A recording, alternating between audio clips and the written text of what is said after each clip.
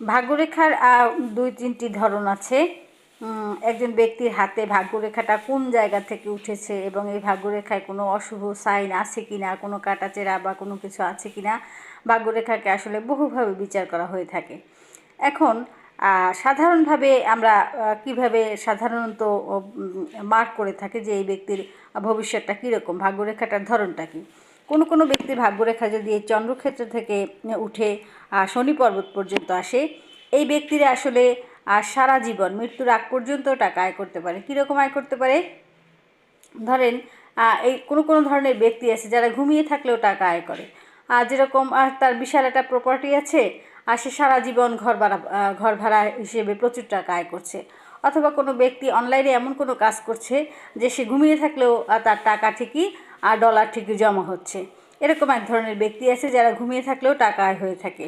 আবার কোনো ভাগ্যরেখা দেখি আমরা যে হৃদয় পর্বত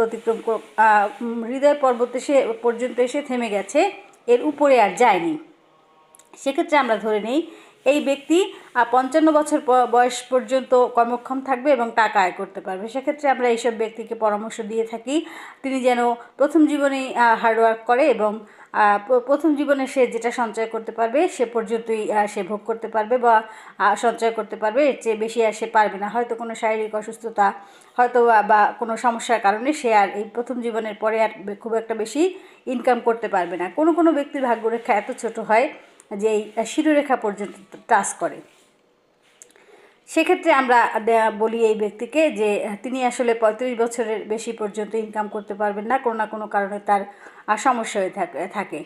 তো কোনো ব্যক্তি যদি জীবনের শুরুতেই কোনো ভালো জ্যোতিষীর পরামর্শ নিয়ে থাকে তাহলে সে জানতে পারে তার অবস্থা, গতি, প্রকৃতি সম্পর্কে এবং সেই হিসেবে সে ব্যবস্থা নিতে পারে। ব্যবস্থা নিলে কি হয়, ব্যক্তির পরবর্তী জীবনে ব্যক্তি নিজের সমস্যা জেনে যদি প্রতিকার করে থাকে তাহলে সে পরবর্তী জীবনে হয়তো বা বেটার পরামর্শের জন্য অনেকটা সামনে এগিয়ে যায়। ধন্যবাদ সকলকে।